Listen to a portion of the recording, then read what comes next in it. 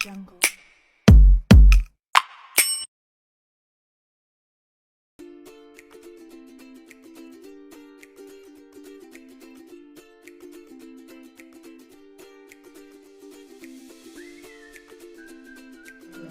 Saya Rayhan Utama menjelaskan tentang pendahuluan dari perkembangan teknologi terhadap ekonomi.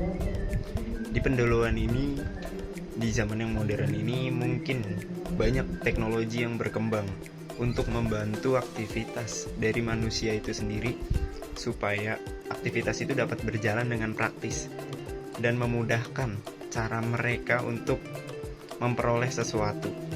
Seperti semisal kita untuk order makanan itu biasanya kita harus datang ke tempat makanan itu sendiri, tapi sekarang udah banyak teknologi yang menunjang hal itu, seperti aplikasi GoFood, GrabFood, ataupun dari ShopeeFood. Itu pun bisa menunjang manusia itu sendiri untuk lebih praktis mendapatkan apa yang mereka inginkan. Seperti halnya kita berbelanja, kita nggak harus pergi ke mall, supermarket, tetapi lewat handphone pun, lewat marketplace, itu kita bisa berbelanja, bahkan mendapatkan banyak promo dan diskon di situ.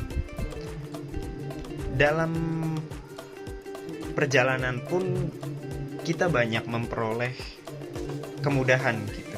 Kita nggak harus datang ke stasiun, kita nggak harus datang ke terminal ataupun bandara.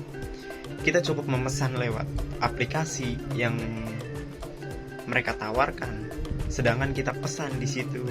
Dan ketika kita datang ke bandara ataupun stasiun, itu kita hanya mencetak tiketnya saja.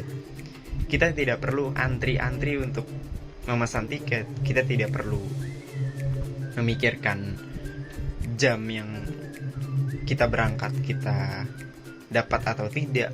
Kita tidak perlu memikirkan hal itu kembali, karena di zaman yang modern ini makin banyak kemudahan terhadap aktivitas manusia tersebut.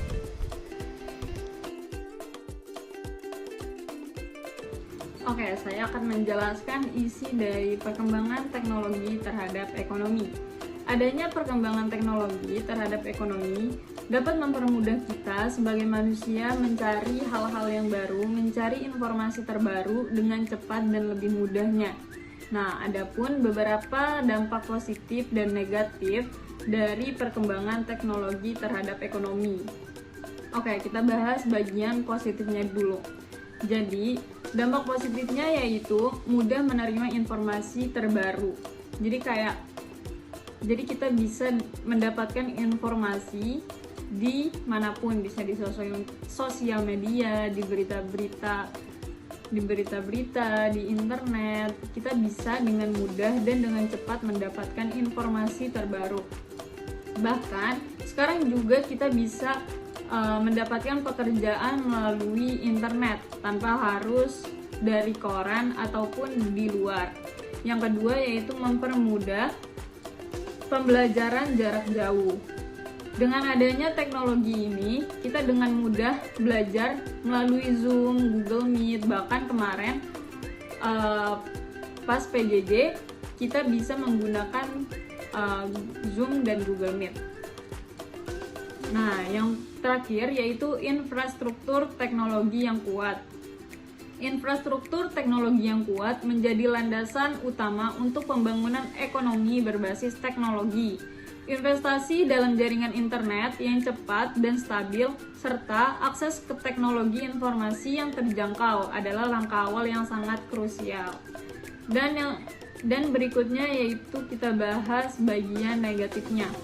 Oke, yang pertama yaitu sudah pasti dengan adanya teknologi ini manusia bisa tergantikan dengan robot maupun dengan mesin.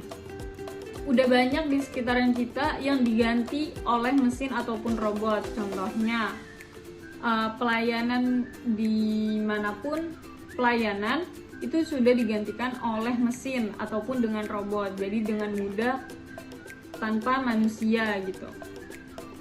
Dengan adanya pengganti manusia dengan robot atau mesin dapat menyebabkan pengangguran dan ketidaksetaraan sosial ekonomi. Itu udah pasti ya. Dan yang kedua, yaitu teknologi juga dapat menciptakan masalah lingkungan seperti polusi dan degradasi lingkungan. Dan yang terakhir yaitu kesenjangan sosial semakin tinggi, yaitu orang yang menguasai ilmu teknologi mudah berkembang secara ekonomi, sementara yang miskin dan tidak memahami teknologi sulit berkembang. Oke.